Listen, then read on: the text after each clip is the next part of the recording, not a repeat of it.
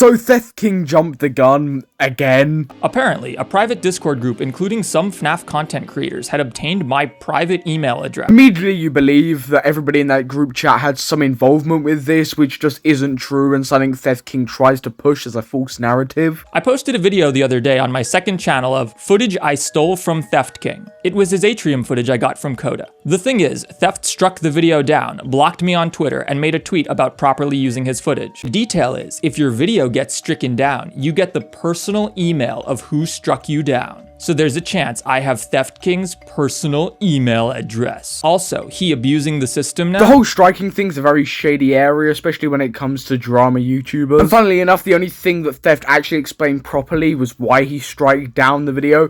And to be honest, I can see why he did. It was an unedited video of his. At this point, Underscore posted my personal email address to the entire group. At this point, the group decided to use knowledge of my email to try and intimidate me. Should I send this to his personal email for trolls? Absolutely. Could scare him. Of course, Underscore leaking that email to a big group of people is just degeneracy at its finest. But throughout this video, Theft makes it out to be like a big group of people came together to dox his information, something that just did not happen. Which is actually something recently that Underscore addressed in his recent response. So I dropped the email in for him to send it to Theft's personal email. Sort of a goofy way to mess with someone, but within minutes, one of the other people in the GC told me this was probably too far, so I deleted the message with the email in. This is a story that can even be collaborated by a close friend of the channel, Rel. Oh, I didn't know. I wasn't even aware if his email was actually posted till yesterday. Only one person did this dumb shit, and that was Underscore, which everyone disavowed nearly as soon as it dropped. Attached to screenshots of people saying this isn't okay and leaving the chat, something that Theft King failed to put in his video. However, to play devil's advocate, however he got these screenshots, he might have only been sent the ones that painted the group chat in the worst possible light. Who are these idiots? The group is made up of several of my former moderators, as well as some FNAF content creators. In particular, Underscore, but also a creator named Sleeplive. Sleeplive is a Theft King content creator who makes videos about theft, continually made videos about me, presumably because they're the only videos they've ever made that have ever gotten any attention. Fine, if people want to make videos about me, that's okay, they're entitled to. I wish they wouldn't, of course, but like, it's their right, I can't stop them. However, this crosses a line. Again, the narrative is being pushed that everybody in this chat had some involvement with this and they were all scheming against theft. Sleeplive has also made a response video to this video where he addresses this. I decided to make the group chat like a hub for any ex-moderator to come in and basically tell their story, and if anything like incriminating came out, me and Reloylan would basically make a follow-up video covering said thing. And they had this weird plan where they were gonna like spam him with different emails and release it to the public, and it was this whole situation that I didn't approve of, and a lot of other people didn't approve of, resulting in a lot of people leaving the group chat. I wasn't involved in releasing the emails or anything. I had nothing to do with the email being released, nor did I approve of it. If I was awake during this time, which keep in mind, I was asleep while all this was going down, I probably would have told him to knock it off and kicked him from the group chat. But no, I don't even get that opportunity. Now I basically have this big video released by a YouTuber with 300,000 subscribers complaining about me doxing someone when I didn't have anything to do with that whole situation. Again, this is only more evidence that Theft King jumped the gun on this situation. Regardless of the context or why Theft believes it was everyone that was doing this, the screenshots that he shows only shows a couple of people doing it anyway, so I don't know why he would infer that everybody in that group chat was doing it. Can't sit by and let these people continue to be prominent members of the FNAF community knowing that they did this. Knowing that these people think that it's acceptable to take someone's personal email, share it with people who hate them, and then use it to try and intimidate and harass them. I'm not going to sit here and take that. It's ironic that this former moderator of mine suggested that I was abusing the system, because the only one abusing the system are these people. They stole my video, re-uploaded it, compelled me to take it down, used that to get personal info about me, and are now using that to harass and intimidate me. And the issue arises is the fact that Theft is trying to hit these people with a heavy allegation, which just can't be supported by the evidence that he shows, and I have to agree with Rel here. With all the screenshots he's shown, none had shown Sleeplive or anyone else besides DeBoss42_ and Stay Hydrated talking about his email, yet he still went to his video, slapped sleep on the thumbnail, and tried to pin this shit on him.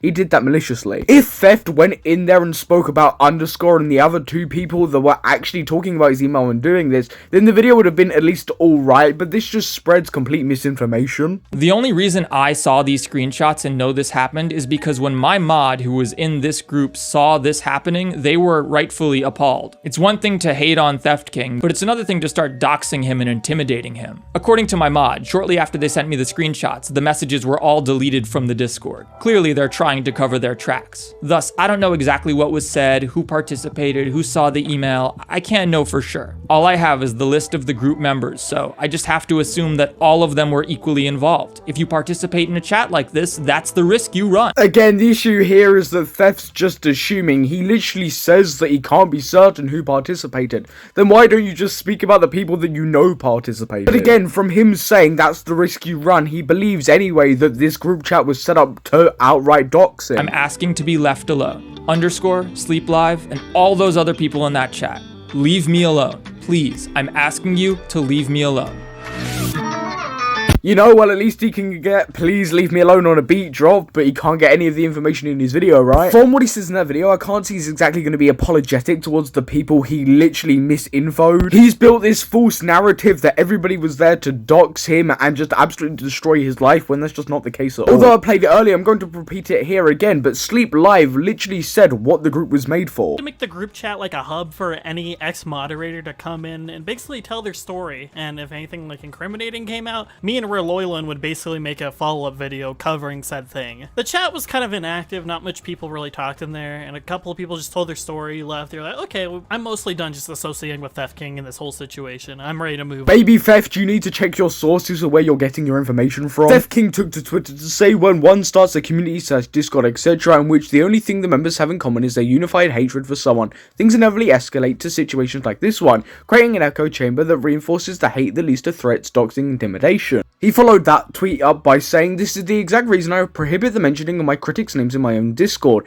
As the owner, I'm responsible for what goes on. I'm accountable for everything that's said. It's one thing for me to say something, but I can't risk being held accountable for other people." In these tweets, he's basically just alleviating any backlash he can have by saying if you're in that server, it's your fault. A statement that's dangerously misleading and means he can basically just run away with no blame whatsoever. There's more context to the situation, like a lot of people leaving this and being absolutely disgusted by the fact that people wanted to dox him. But some people, like Sleep Live, were literally asleep or were doing things and were genuinely busy. So to categorize everyone as doxers just slanders their name, especially when you have a platform with over 300,000 subscribers. These claims are heavily misleading and are very destructive. This is a YouTuber with 300,000 subscribers who cannot deserve to get information like this wrong. It's not like a screenshot he's taking out of context or misused. He's literally misused the whole context of the scenario. This just ultimately relieves a lot of the degeneracy that was going on, and that if Theft King actually pointed his focus at, people would listen. This video makes Theft King to be out like a manipulative douchebag who doesn't research his own videos. He's jumped the gun at this situation, and it's cost him his reputation once again.